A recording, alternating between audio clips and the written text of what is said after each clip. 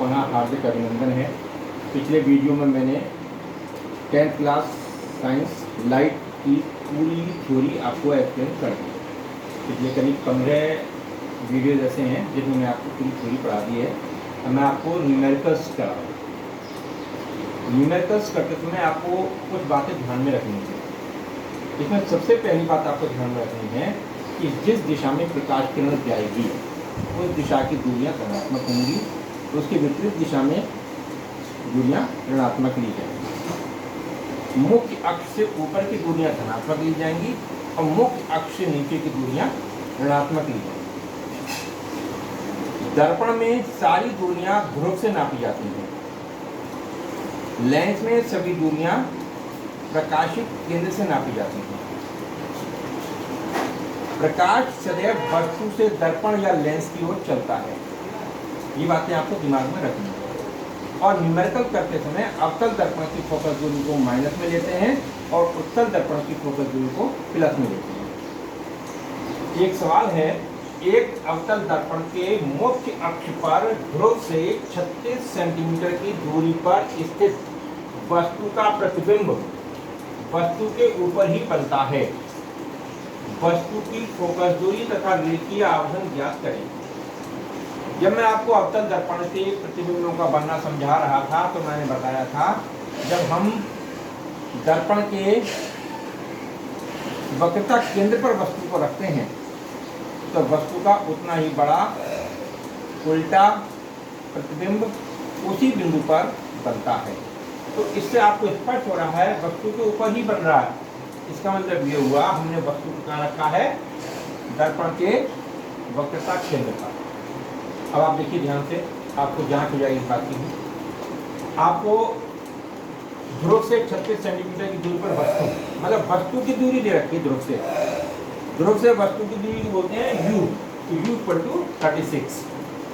u हमेशा minus का ही लेते हैं, चाहे लेंस के सवाल कर रहे हैं चाहे दर्पण के, क्योंकि प्रकाश वस्तु से लेंस या दर्पण की ओर जाता है, इसलिए u का मान माइनस के 36।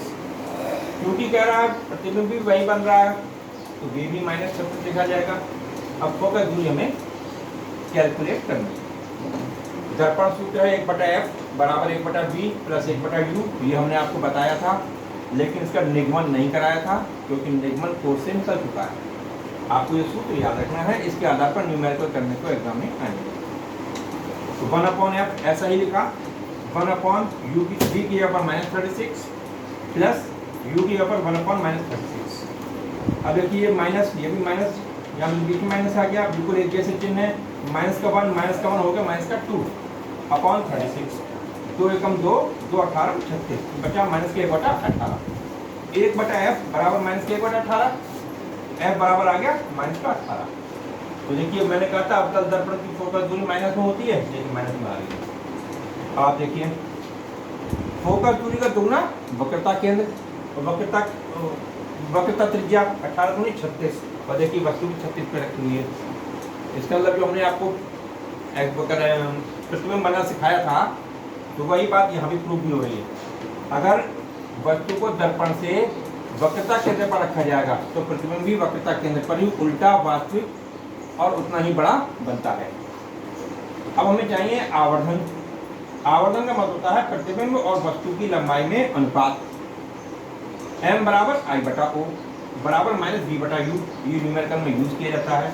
ये अगर ये दिया है, ये दिया, ये दिया, ये नहीं दिया है तो आप हल कर लेंगे। तो यहाँ हमें इसके मतलब ही नहीं है, हमें इससे ही मतलब है, केवल माइनस का निशान लगा दिया, v -36, u -36, माइनस से माइनस कट गया, ये माइनस बचा रह गया, माइनस का 1।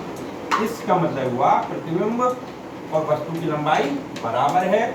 माइनस चिन्ह ये बता रहा है कि प्रतिबिंब उल्टा बन रहा है। प्रतिबिंब अगर ऐसे खड़ा हुआ है तो प्रतिबिंब ऐसे बनता है, वस्तु से उल्टा। माइनस चिन्ह ये बता रहा है प्रतिबिंब उल्टा बन रहा है। नेक्स्ट न्यूमेरिकल को देखिए, किसी मोटरसाइकिल के पीछे का दृश्य देखने के लिए उपयोग होने वाले दर्पण।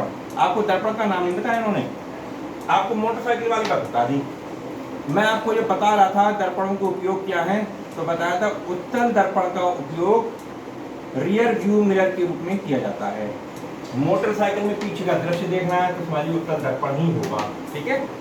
कभी कभी सवाल में आपको दर्पण का नाम नहीं बताएगा, तो देखिए यही किया उन्होंने। किसी मोटरसाइकिल के पीछे का दृश्य देखने के लिए उपयोग होने वाले दर्पण की वक्रता त्रिज्या 5 मीटर। यदि एक बस इस दर्पण से 5 मीटर दूरस्थ है, मतलब वक्रता त्रिज्या पर वक्रता केंद्र पर रखी हुई है देखिए, तो प्रतिबिंब की स्थिति, प्रकृति व आकार बताओ। अब आप देखिए अवतल दर्पण तो है नहीं, यह है उत्तल दर्पण। उत्तल दर्पण में हमेशा आभासी, सीधा और छोटा प्रतिबिंब होता है, याद रखिए बात।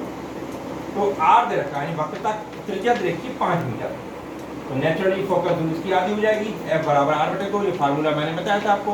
फोकस दूरी निकालने के लिए वक्रता त्रिज्या को 2 से भाग कर दो, तो ये होगा 2.5 मीटर। फोकस दूरी होगा 2.5 मीटर या 5/2 मीटर। दर्पण के ध्रुव से वस्तु की दूरी अर्थात बस की दूरी 5 मीटर। U हमेशा माइनस का ही लिखा जाता है। V हमें पता लगाना है, मतलब प्रतिबिंब कहाँ बनेगा। रेखीय आवर्धन पता लगाना है, कितना बड़ा प्रतिबिंब बनेगा। तो दर्पण सूत्र 1/F बराबर 1/V प्लस 1/U। मान लगा दिए 1/F की जगह पर 5/2 बराबर 1/V प्लस माइनस का 1/-5। अब आप देखिए इसको यहीं छोड़ देंगे और इसको जब सही करेंगे तो 2/5 हो जाएगा। ये 2/5 इसकी जगह पर लिखा जाएगा 2/5, और ये बराबर की जगह पर बराबर 1/V की जगह पर 1/V और माइनस प्लस मिलके माइनस। फिर देखिए आप 1/V हमने यहीं छोड़ दिया जहाँ था, 2/5 जहाँ था वहीं छोड़ दिया, माइनस का 1/5 को इधर लाएंगे तो प्लस का हो जाएगा। 2 और 1 3, 3/5। तो 1/V बराबर आ रहा 3/5, V बराबर होगा 5/3। या हम इसको डिवाइड करेंगे 1.66 मीटर आ जाएगा। जब 5 को 3 से भाग करेंगे 1.66 मीटर मिलेगा आपको। तो आपको भी पता लग गया कितनी दूरी पर प्रतिबिंब बनेगा। अब आप देखिए कितना बड़ा बनेगा, वही फार्मूला M बराबर I/O बराबर -V/U। तो वही लिखा मैंने, M बराबर -V/U बराबर I/O। बात एक ही है, कुछ भी जब कर लो। M equal to -V/U, minus minus cut गया, ठीक है। तो बच्चा आपके पास माइनस का 1/3 बचेगा। अब देखिए 1/3 बराबर I/O। I बराबर I ये छोड़ दो, O यहाँ ले आओ, O एकम O/3।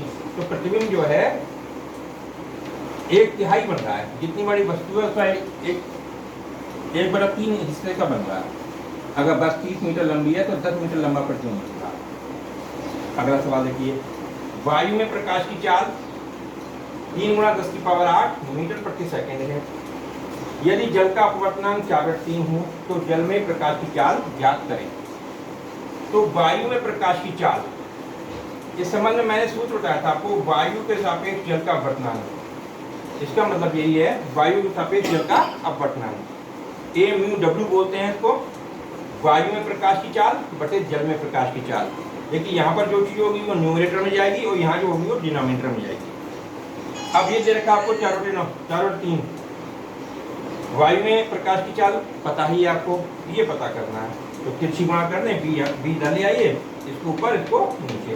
बी बराबर 3 × 3 × 10⁸/4, 3 3 9, 9/4 भाग करेंगे 2.25 × 10⁸ मीटर प्रति सेकंड आ जाएगा। और लास्ट न्यूमेरिकल आज का है, वायु के सापेक्ष किसी पारदर्शी द्रव का अपवर्तनांक 1.25 है। वायु को मैं A लिख रहा हूँ, पारदर्शी द्रव को L लिख रहा हूँ। कांच का अपवर्तनांक 1.5 है, तो द्रव के सापेक्ष कांच का अपवर्तनांक ज्ञात करें। आपको दिया वायु के सापेक्ष किसी पारदर्शी द्रव का अपवर्तनांक AμL 1.25, वायु के सापेक्ष कांच का अपवर्तनांक AμG 1.5, द्रव के सापेक्ष कांच का अपवर्तनांक Lμg पता लगाना है। इस संबंध में फार्मूला है Lμg बराबर AμG/AμL। याद रखिए जो पहले लिखा गया वो डिनोमिनेटर में जाएगा, बाद वाला न्यूमरेटर में जाएगा। 1.5/1.25, क्योंकि यहाँ 2 अंक हैं इसलिए मैंने 0 बढ़ा दिया, पॉइंट से पॉइंट काट दिया। 25 पंजे 125, 25 छक्का 150, 6/5 अर्थात 1.2।